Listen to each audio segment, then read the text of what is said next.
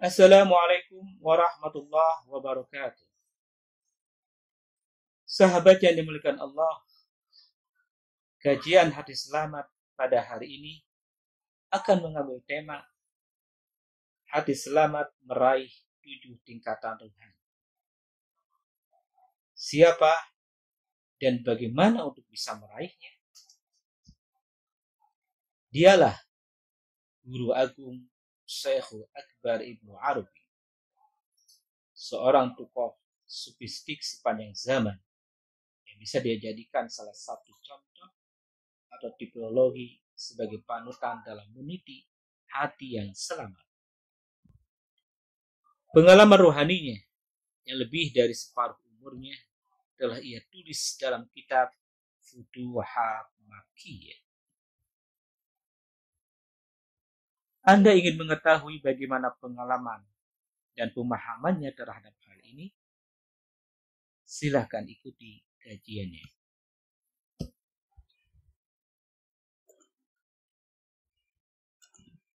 Assalamualaikum warahmatullahi wabarakatuh.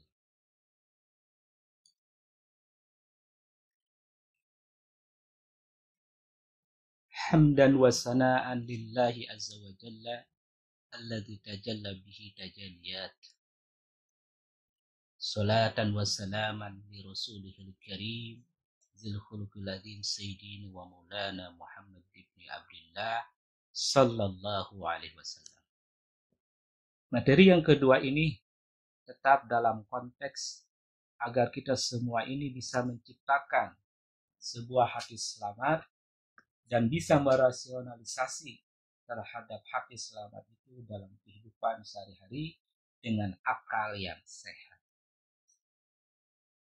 Sebagaimana dalam penjelasan yang kemarin, Syekhul Akbar Guru Agung Ibnu Arabi telah menjelaskan 4 poin tentang siapa junjunan alam Kanjeng Nabi Muhammad Sallallahu Alaihi Wasallam. Sahabatku, Syekhul Akbar mengatakan atau apa yang telah beliau tulis dalam kitabnya Futuhat Makkiyah. Walamma syahatuhu sallallahu alaihi wasallam fi zalikal alam sayyidan ma'sumal maqasid mahfuzul masyahid mansuron muayyadan jama'ar rusula baina yadayhi mustafuna wa ummatahu allati hiya khairu ummatin alaihi multafuna wa malaikat taskhir min hawli arshi maqamihi hafuna wal malaikatal muwallada minal a'mal baina yadayhi safun.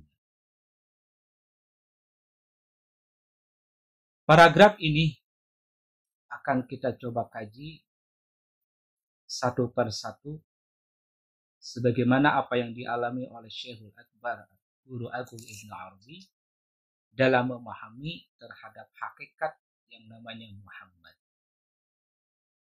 Yang dimaksud dengan Muhammad di sini bukan sekedar Muhammad yang telah lahir di Makkah dan berakhir di Madinah. Tapi Muhammad kalau kita jelaskan menurut bahasa, Muhammad itu adalah orang yang terpuji. Muhammad, orang yang terpuji. Hamada yuhamidu tahmid, Muhammad. Jadi orang yang terpuji. Jadi orang yang telah melaksanakan hal-hal yang terpuji, yang telah digariskan oleh Allah Subhanahu wa Ta'ala dan dijelaskan oleh para rasul dari awal sampai ke akhir kenabian Muhammad, itulah dia akan mendapat namanya Muhammad.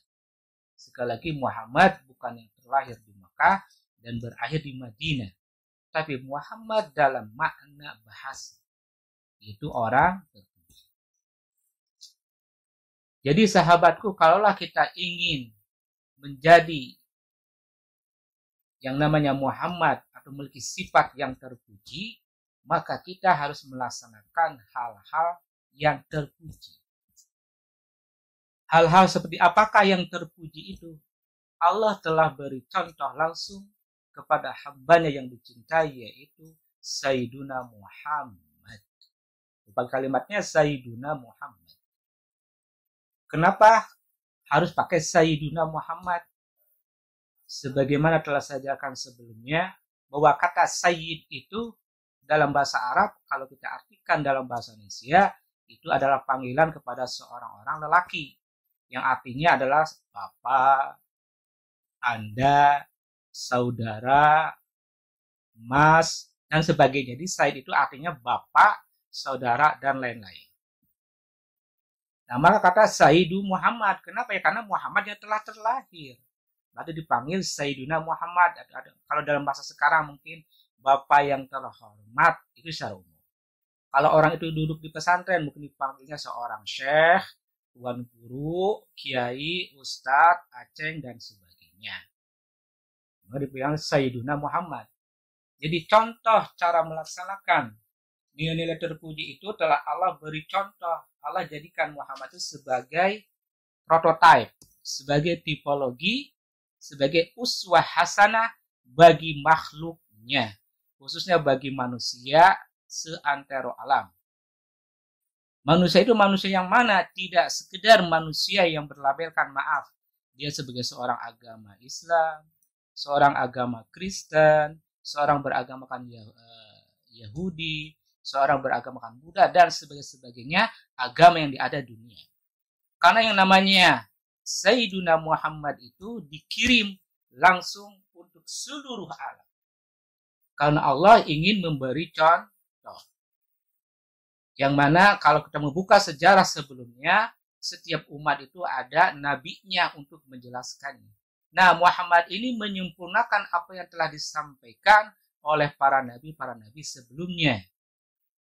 Jadi Muhammad itu sebagai terakhir contoh tipologi bagaimana menerapkan nilai-nilai yang terpuji.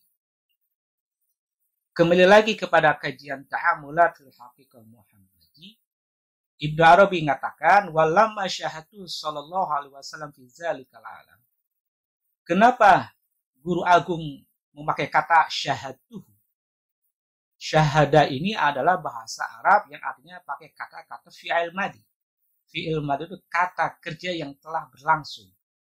Past tense, berlangsung. Tidak pakai kata wa ashhaduhu sallallahu alaihi wasallam fi zalikal alam. Tidak pakai kata fi'il mudhari, kata kerja yang sedang berlangsung, atau present sedang berlangsung. Tapi Guru Agung memakai kata adalah kata yang sedang, kata yang telah berlangsung.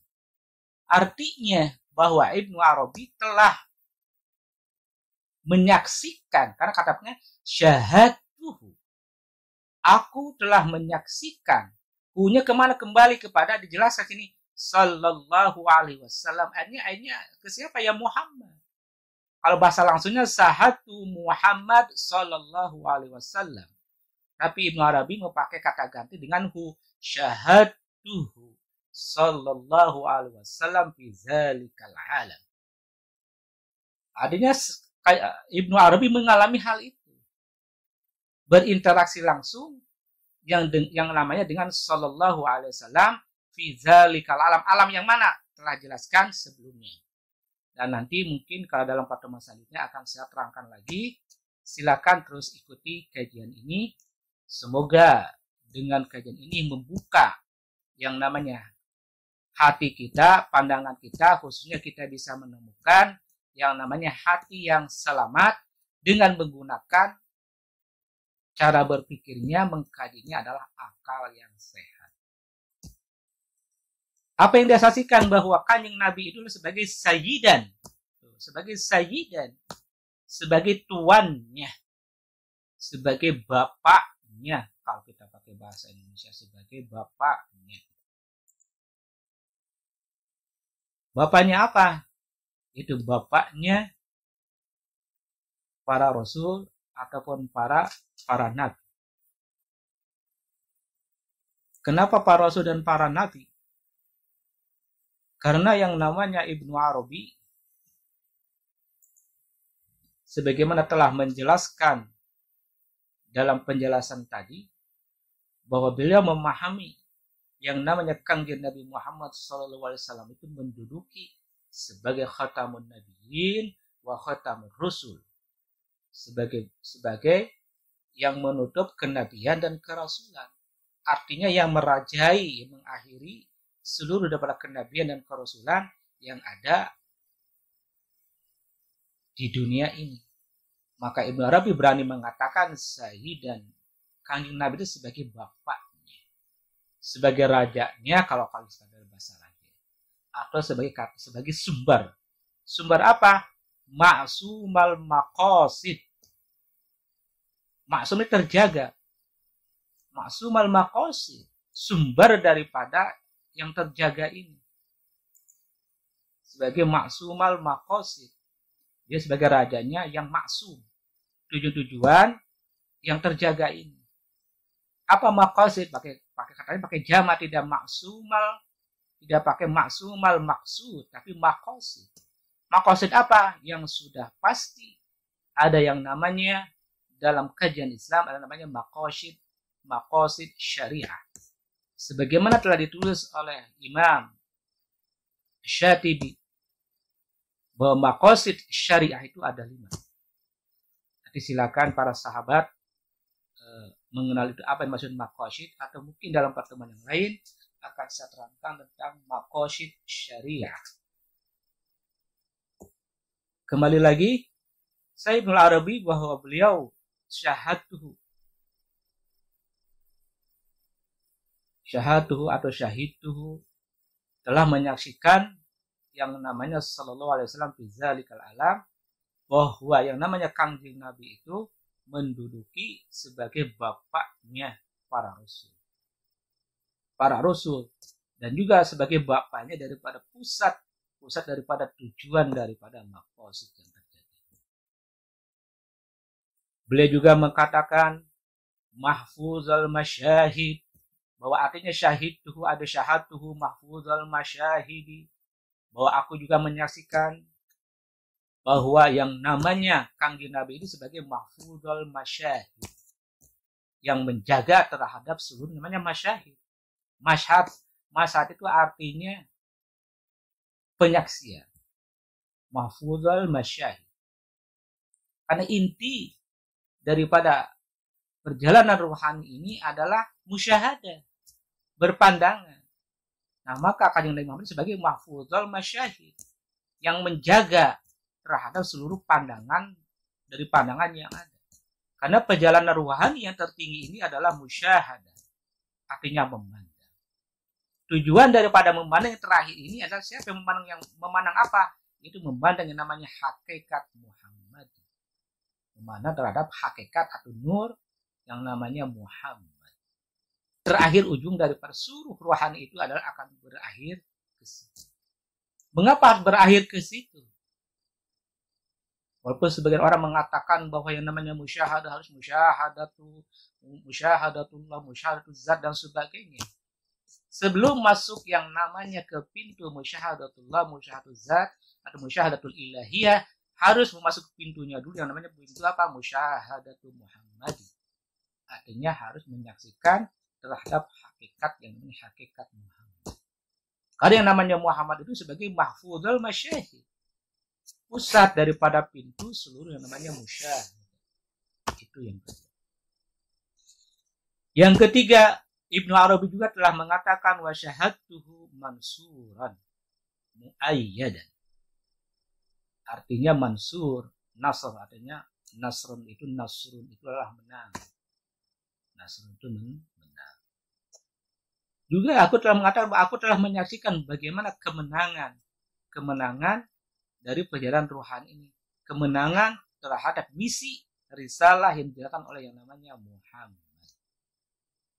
Bahkan Muhammad ini muayyad dan memperkuat terhadap risalah-risalah yang telah disampaikan oleh para rasul maupun oleh para nabi sebelumnya. Itu poin yang ketiga. Yang pertama ma'sumal maqasid, kedua mahfuzul masyahid, ketiga mansuran muayyadan. Sekali lagi mansuran muayyadan itu adalah bahwa yang namanya Kangjeng Nabi Muhammad SAW ini mendapatkan kemenangan-kemenangan, didukung dengan kemenangan terhadap risalah yang disampaikannya. Kenapa harus mendapatkan kemenangan? Karena Allah punya tujuan bagaimana yang namanya risalah tauhid ini harus sampai. Kalau harus sampai harus ada yang namanya dukungan. Allah telah pastikan dalam Al-Quran juga sebagaimana kita ketahui, intan syurullah yang surukum wa yusabit aqdam. Allah telah katakan, kalau seandainya engkau senantiasa menolong agama Allah, artinya menyebarkan misi yang mulia ini, maka yang suruhku, maka Allah akan memenangkannya. Sahabatku yang mulia. Kemudian ia juga mengatakan bahwa yang namanya Kanjeng Nabi itu jamaah Rasul. Jadi jamaah Rasul.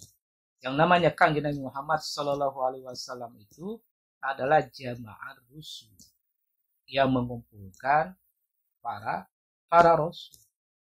Jelas, karena seluruh yang namanya para Rasul dari awal sampai ke akhir akan diakhiri, akan bertemu dengan yang namanya Rasulullah Sallallahu Alaihi Wasallam. Maka wajar Ibnu Arabi mengatakan jamaah Rasul. Artinya bahwa Kanjeng Nabi Muhammad itu sebagai adalah pengumpul para Rasul, pusat para Rasul. Maka kalau kita ingin memahami kerasulan demi kerasulan setiap para nabi sebelumnya atau rasul sebelumnya, kita harus memahami ujung narasumber daripada rasul. Siapa itu? Sayyidina Muhammad Sallallahu Alaihi Wasallam. Kemudian juga kata Ibnu Arabi, wasyahidtu apa? Wasyahidtuhu baina yadahi mustafun. Artinya mustafun, artinya orang-orang yang suci itu ya berada di kekuasaannya. Baina yad. Walaupun yad itu dalam bahasa Arab, kalau dalam bahasa literal secara harfiah yad itu adalah tangan. Tangan di sini apa? Menunjukkan kepada apa? Qudrah atau qadru, sebuah kekuasaan. Di baina yadahi mustafun. Bahwa hanya di tangan Kanjeng Nabi Muhammad SAW orang-orang suci itu berada. Atau atas kebijaksanaan atau kasih sayangnya Kanjeng Nabi Muhammad SAW, seluruh orang-orang suci itu akan mustafuna berada di tangannya. Jadi kita bangga sebagai namanya umat Muhammad Sallallahu Alaihi Wasallam. Siapa mustafuna? Itu orang-orang yang suci. Yang sudah termasuk orang suci itu para nabi, para rasul, para syuhada, para sholihin dan sebagainya, hamba-hamba yang dikasih oleh Allah Subhanahu wa Ta'ala. Nah, yang menentukan siapa yang berada kesucian seseorang itu adalah di tangannya baina yadai. Karena Allah tidak akan langsung menerima Mustafa seorang yang suci kecuali atas rekomendasi daripada Muhammad Sallallahu Alaihi Wasallam. Mengapa demikian? Ikuti kajian di seri-seri selanjutnya. Begitu juga kata Ibnu Arabi, wa syahidtuhu ummatahu allati hiya khairu ummatin alaihi multafuna. Bahwa umat ini Kanjeng Nabi yang dinamakan khairu ummah, sebaiknya ummah itu akan berada multafuna, artinya berlindung, berada. Walaupun multafuna dalam secara bahasa artinya berselimut. Artinya multafuna di sini akan selalu berada di samping daripada Kanjeng Nabi Muhammad Sallallahu Alaihi Wasallam. Jadi wajar para sahabat semuanya, kalaulah ada penjelasan akan pentingnya kita bersalawat kepada Kanjeng Nabi itu. Kenapa? Karena seluruh yang namanya khair ummatin, umat yang terpilih ini sebagai kita sebagai umatnya, multafun, berada di sampingnya. Jadi dalam diri Muhammad, seluruh umat yang terpuji tadi, termasuk umat yang dipilih yang kita ini akan multafuna, akan berada dekat dengan yang namanya Kanjeng Nabi Muhammad Sallallahu Alaihi Wasallam. Sahabat yang dimuliakan oleh Allah, Ibnu Arabi atau guru agung mengatakan juga wa malaikat taskhir, bahkan para malaikat, bukan sekadar manusia kita biasa, bahkan para malaikat, kata Ibnu Arabi, wa malaikat taskhir, Artinya apa? Malaikat ini mendapatkan manfaat daripada kedudukan daripada Rasulullah SAW. Kenapa? Kan kata-kata yang selanjutnya, wa malaikat taskhiri min hauli arsy maqami. Jadi arsh, jadi seputar makomnya. Jadi Kanjeng Nabi Muhammad mendapatkan makom yang menduduki arsh. Arsh itu singgasana ya, bukan arti singgasana, maaf. Arsyullah. Artinya Rasulullah menggantikan arsh, bukan itu makna di sini, adalah min hauli arsy maqami. Artinya kan bukan makomullah, artinya ini karena di sana ada makomat, ada beberapa kedudukan. Yang maksudnya konteks arsh di sini adalah konteks arshnya makomnya Muhammad. Jadi di arsh makomi, di kedudukan atau istilahnya pusat daripada kemuliaannya Kanjeng Nabi Muhammad SAW, memberikan manfaat besar, juga memberikan efek besar terhadap para malaikat. Karena walau bilang wa malaikat taskhir, memanfaatkan malaikat, memanfaatkan kedudukan min hauli arsy makomi. Mengapa ya para malaikat juga memuliakan yang namanya Kanjeng Nabi Muhammad Sallallahu Alaihi Wasallam, memuliakan Kanjeng Nabi Muhammad SAW. Bahkan dalam sebagian, bahkan yang namanya Muhammad itu bukan berada di umat yang sekarang, seluruh para nabi sebelumnya ada yang namanya Muhammad. Karena kalau kita runtut sejarah ini, yang namanya kenabian, yang namanya nilai terpuji itu mulai ada dari sejak Nabi Adam sampai yang terakhir ke kita ini. Maka kenapa yang Allah suruh kepada cerita tentang bahwa Allah akan menciptakan Adam ini, menjadikan khalifah, khususnya adalah Adam yang pertama, agar bersujud. Kenapa bersujud? Bukan yang namanya karena wujudnya, dohirnya Adam, tapi di dalam Adam ada namanya nilai Muhammad. Itu yang perlu terpuji. Maka para malaikat juga di sini mengharapkan manfaat besar terhadap kedudukannya Muhammad Sallallahu Alaihi Wasallam. Maka dikatakan tadi kan, walaikat taskhiri min hauli arsy maqami hafuna meliputi. Artinya tadi kedudukan yang namanya Muhammad Sallallahu Alaihi Wasallam itu meliputi juga yang namanya terhadap bukan sekadar manusia, tapi meliputi terhadap para malaikat. Bukan sekadar hafu di sini meliputi bukan kepada yang namanya umat, tapi pada malaikat juga termasuk dalam kumparan daripada kemuliaannya Muhammad. Sahabat yang dimuliakan oleh Allah Subhanahu wa taala. Kemudian kata Ibnu Arabi mengatakan juga wal malaikatal muwalladah minal a'mal baina yadayhi saffuna. Para malaikat al-muwalladah minal a'mal baina yadayhi saffuna.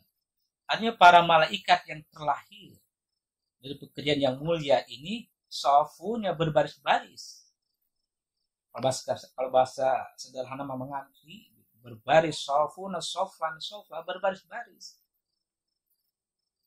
Berbaris-baris dalam kedudukan yang maqam Muhammad. Wal malaikatu muwalladah minal a'mal berdiri seperti berbaris-baris. Malaikat muwalladah yang terlahir dari perbuatan kemuliaan ini, artinya Allah ciptakan para malaikat ini beribu-ribu, bahkan tidak bisa terhitung. Seluruh perbuatan yang mulia dilakukan oleh manusia dalam konteks kebaikan, maka akan bisa melahirkan yang namanya malaikat.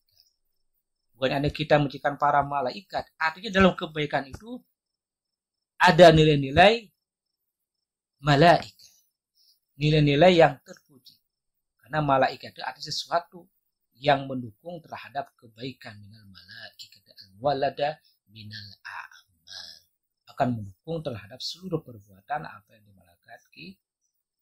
Loh, kenapa demikian? Bukankah dalam diri kita ada juga malaikat yang menjaga diri kita, baik yang di kiri maupun yang di kanan?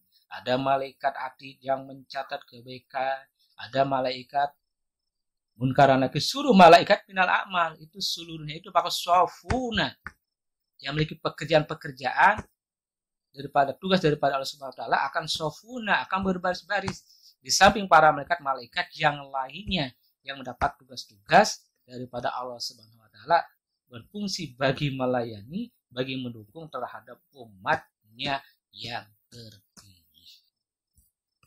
Tidak malaika muwaladah minal a'mal. Sudah ada dalam konteks ini. Sahabat yang dimuliakan Allah Subhanahu wa taala, demikian yang bisa saya sampaikan. Semoga para sahabat semuanya bisa meraih terhadap apa yang telah diraih oleh guru besar kita, yaitu Syekhul Akbar Ibnu Arabi, sebagaimana telah beliau katakan dalam kitabnya Futuhat Makkiyah dalam subtema Ta'amulat fil Haqiqah Muhammadi. Saya akhiri, wassalamualaikum warahmatullahi wabarakatuh. Sahabat yang mulia, alhamdulillah, kajian hati selamat yang bertemakan hati selamat meraih 7 tingkatan rohani bagian kedua telah selesai. Kesimpulan dari kajian hati selamat kali ini dengan referensi utamanya yaitu kitab Futuhat Makkiyah yang bisa kita jadikan sebagai contoh kecermatan sebuah akal sehat dalam merumuskan pemahaman rohani dapat kita catat sebagai berikut. Pertama, Kangjeng Nabi Muhammad Sallallahu Alaihi Wasallam adalah sebagai sumber penjagaan tujuan syariah. Kedua, Kanjeng Nabi Muhammad Sallallahu Alaihi Wasallam merupakan pintu awal memasuki tingkat pandangan rohani. Ketiga, Kanjeng Nabi Muhammad Sallallahu Alaihi Wasallam merupakan seorang nabi yang telah berhasil mengemban misi kenabiannya. Keempat, para rasul pilihan berada di bawah kebijaksanaannya. Kelima,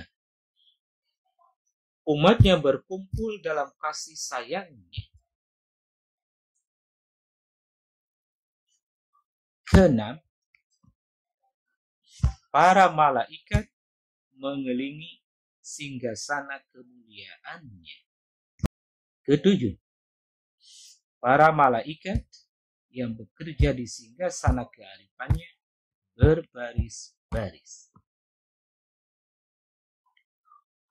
Demikian yang bisa kami sampaikan pada kajian hati selamat kali ini.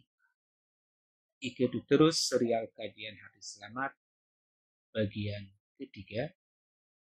Semoga kita bisa senantiasa menggunakan akal yang sehat untuk merasionalisasi daripada hati yang selamat. Wassalamualaikum warahmatullahi wabarakatuh.